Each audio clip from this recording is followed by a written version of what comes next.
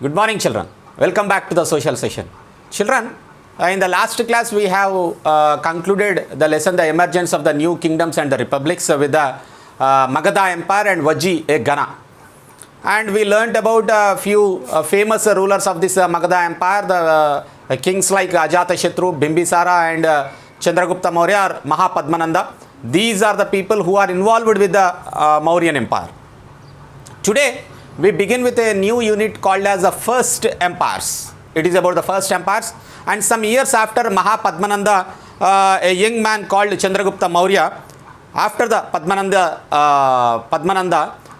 some years after him, a young boy called as Chandragupta Maurya became the king of Magadha, and he started the Maurya Dynasty. This is the beginning of Maurya Dynasty. Dynasty.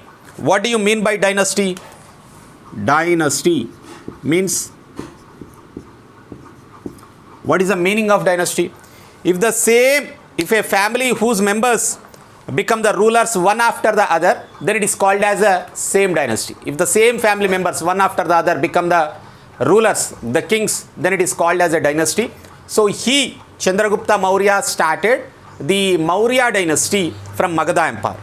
And Chandragupta's son is called as Bindusara, not the Bimbisara, it is Bindusara. And grandson is Ashoka. They ruled over the Mauryan kingdom and extended it and included most of the Indian subcontinent. If you look at the ancient map of India, most parts of these modern India are under the control of this Mauryan dynasty. Let us, and this is extended up to Karnataka in south and Bengal in the east and Afghanistan to the west. Such a vast kingdom is the Mauryan kingdom. So today we learn about one of the earliest first empire is the Mauryan Empire.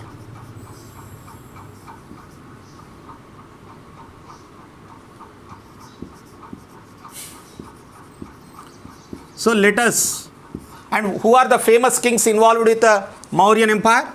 The founder of this Mauryan Empire is Chandragupta Maurya. Okay, and his son is Bindusara. And Bindusara's son is the great Ashoka, Ashoka the Great. These are the famous kings involved or present under the Mauryan Empire. So the large kingdoms are called as empire. If it is a small kingdom, okay, if it is a small area, then it is called as a kingdom. If it is a large kingdom, it's called as an empire. So their kings, the kings who rule these empires are called as emperors. They are called as emperors. And we even say that Chandragupta Maurya was among the earliest emperors of India. And in the beginning, the Magadha kingdom was confined to Magadha and nearby areas only. The present in Bihar, okay. So it was confined only to the nearby places of Magadha region.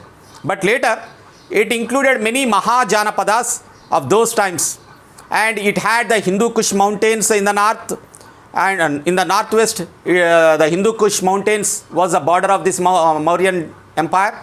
And the great Indian desert was on the west. Gujarat, the Indus, and these things are the Ganga Valley and the plateau of Malwa, the vast forests of the central India, the Krishna Tungabhadra Valley, and also the Godavari Valley. So these all are the regions which come under the Mauryan dynasty. Can you imagine how vast it will be? The Mauryan dynasty, it extends up to the Rajasthan, the great Indian desert, the Hindu Kush mountains in Kashmir, the Godavari Valley in the south. So these all are present in Mauryan dynasty. So some of these areas like the Ganga Valley, the Krishna Valley, Malwa, Gujarat and Punjab were very fertile and had densely settled villages, because where the soil is fertile and water is available, automatically people get settled in huge number. So these are the areas which are densely populated also. So population was huge in these areas. Some other areas were very important for trade and crafts, especially the coastal regions were very much suitable for the conduct of international trade. And those passed by the important routes which connected the large cities and large towns and other countries. And some regions were important for the mining of the minerals also, and the minerals like gold gemstones, iron. These mining activity went on in the Magadha Empire, which made them very strong to create the strong weapons. The Mauryan emperors were able to get resources and taxes from the people, from all these kinds of places, and from all these people, craftsmen, from the traders, from many other people who are involved in the village administration. They used to collect the taxes, and that was their great resource to have the tax.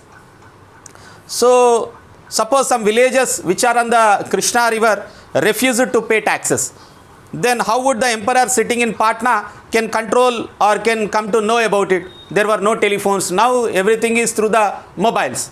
Even with the people sitting in my house, I am teaching you the class. This is a advanced technological development. But in those days, they don't have all these inputs. So how the emperor sitting in Patna, that is in Magadha, will come to know about that the people in the Krishna valley did not pay the tax and they refused to pay the tax. How the emperor used to come to know, and how he would give orders for the army to punish them. So how would the army go all the way to the Krishna valley and find out the villages and punish them? How long would all this take place? So this is a big thing in order to share the information from one place to another place. So these all things used to take place in a number of days, in a stipulated number of days, okay, not in a single day. And we come to know about this empire through the several books about the Chandragupta Maurya and his administration. We had come to know about his administration with the help of a book called as Arthashastra. This is Arthashastra is written by one of his minister called as Kautilya, and Kautilya is famously known as Chanakya also, children. And he wrote a book called as Arthashastra. So through this book, we came to know much of the administration style of the Chandragupta Maurya. And it is said that Kautilya, who is also known as Chanakya, wrote a very important book, how to conquer the kingdoms and how to rule the kingdoms. And this book also advises kings how to impose the taxes and how to protect the people of the kingdom, and how to overcome the conspiracies. And there are many different kinds of resources, various resources available in different parts of the Indian continent, and how to explore them was also present in this book. And coming to the Mauryans ruled different parts of the empire differently, not the same way. And the area around Pataliputra, that is nothing but the modern Patna. Okay, the capital city of Magadha is Pataliputra. So this is the present day Patna. This Pataliputra was under the direct control of the king or the emperor, and he appointed officials to collect the taxes from the people and punish those who disobeyed the royal orders. If you doesn't follow the royal order in the sense the king's order, the people who doesn't follow them, they were also punished by the army of the king. And there were also spies. You know who is a spy? Spy, a secret agent. So there were also many secret agents of the king, and who collected the information on what was going on and how the officers and the working are reported to the emperor. The spies used to report it to the emperor. The emperor issued orders which were carried by messengers to the officials. So there were these people who used to travel from one place to another place carrying the information, and these officials used to come to know about the royal orders with these agents only. The emperor supervised them with the help of the ministers and members of the royal family in controlling the entire vast kingdom.